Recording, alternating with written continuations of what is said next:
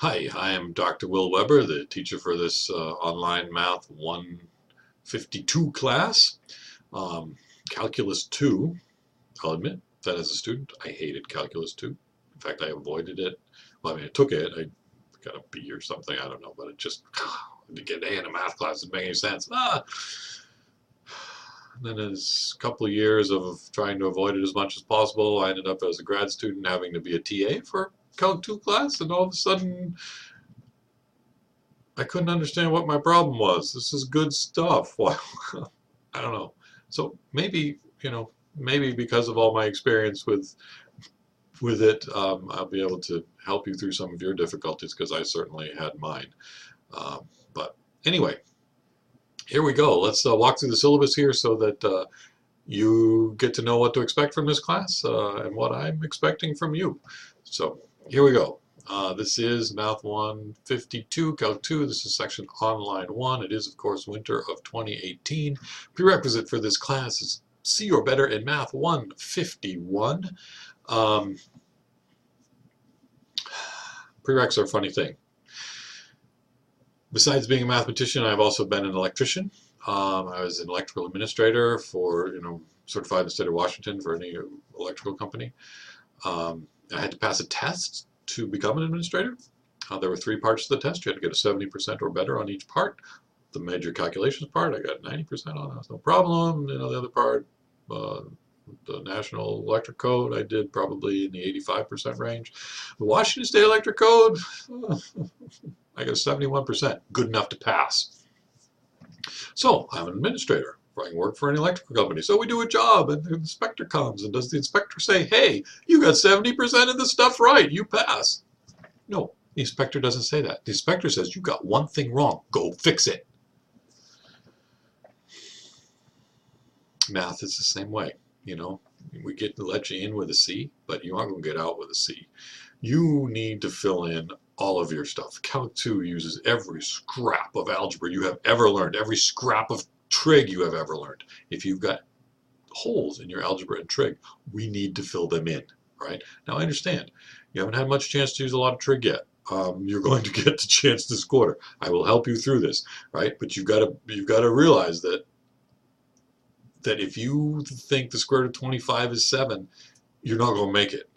You may say that's weird, but a lot of students do make this particular algebra mistake, which you can prove that the square root of 25 is 7. So here, I'll do it quickly. Square root of 25 would be the square root of 16 plus 9, right? Square root of 16 is 4, square root of 9 is 3, 3 plus 4 is 7. Something was wrong in that algebra, right? What was wrong? If you don't know what's wrong, you need to learn what's wrong, right? So anyway, you need to know everything from the previous classes. Ask if you don't. That's why I'm here. That's why I'm here.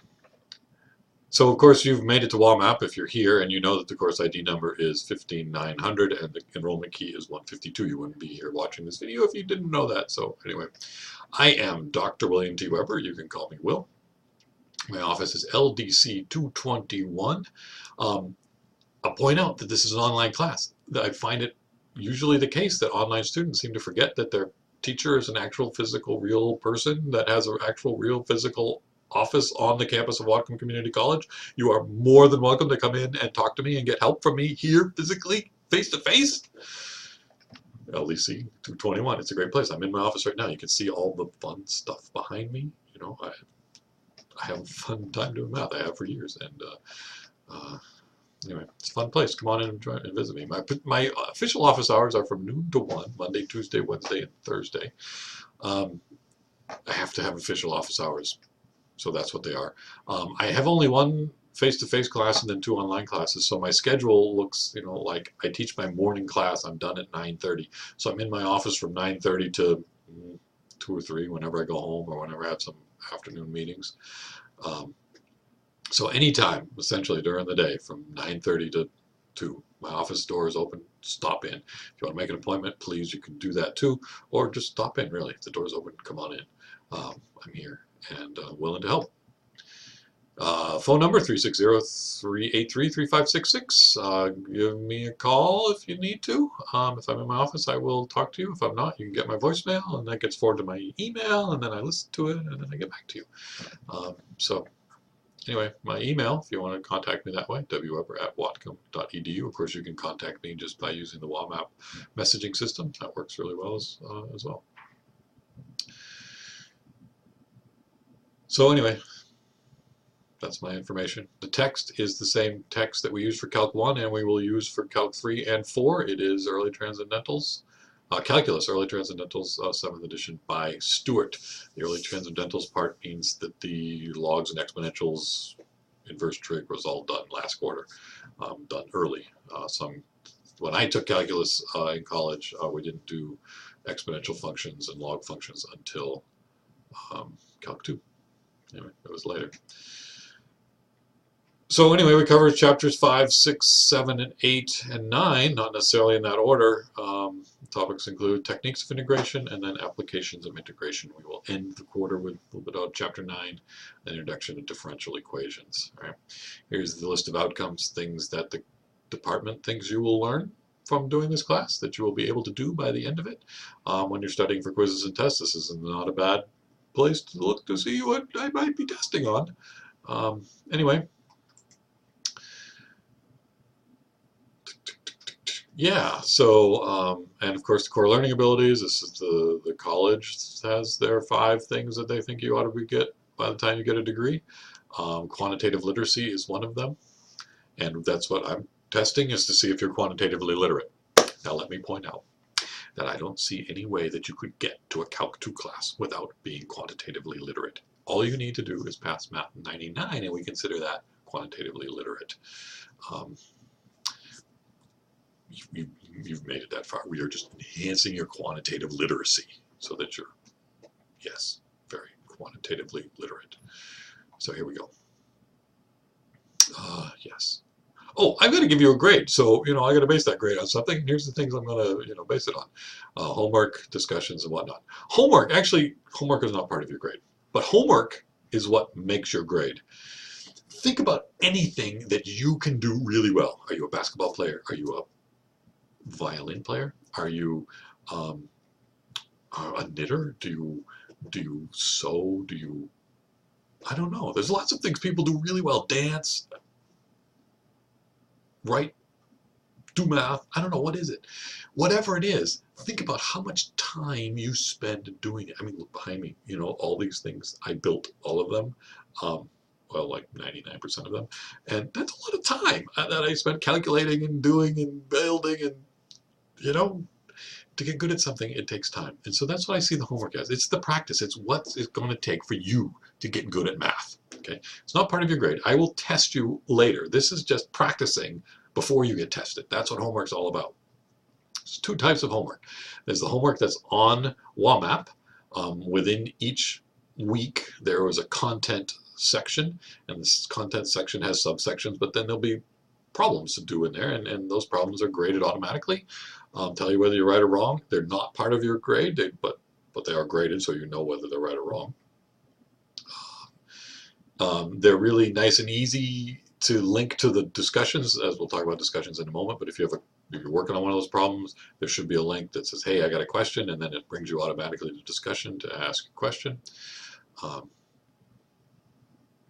So there's that. There's also out of the book. If you were taking this class face-to-face, I would just be giving you homework out of the book. And so here are the sections of the book and what things I could expect you to do. So each section with, this is sequence notation. So think of n as an integer. So in section 4.9 with an n right here, I'm saying do all of the problems, all the integers, 1, 2, 3, 4, whatever, all of them. Section 5.1, I'm saying do 2n plus 1.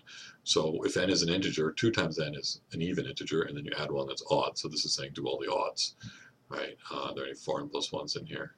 No. So these are all of them or all the odds. Just do those problems. You got questions on the book, you're going to ask them in a discussion. If you've got questions on the WAMAP problems, you're going to ask them in a discussion. Anyway, in order to get good at this stuff, you've got to practice. You can watch me do it all day. I'm good at it. You know why I'm good at it? I've got practice. When I was a student in Calc 2, I was not good at it. And I had a bad attitude, and I didn't do the work I needed to do. I didn't practice well enough, and I didn't get good at it until later. And now I've practiced enough, and I'm pretty good at it. So practice, do the homework. Okay, discussions. This is where the actual grade starts. Okay, each week there is a discussion. In the week 1 block there is a week 1 discussion. In the week 2 block there is a week 2 discussion. You need to participate in a discussion each week in some substantial way. And what do I mean by a substantial way? Ask a question. That's substantial. Answer somebody's question. That's substantial. If all the questions have been answered and you don't have any questions, say, hey, here's a problem I worked out, and I'm pretty proud of this answer, and here's how I did it. And, spell it out for us. Show us how you did the problem.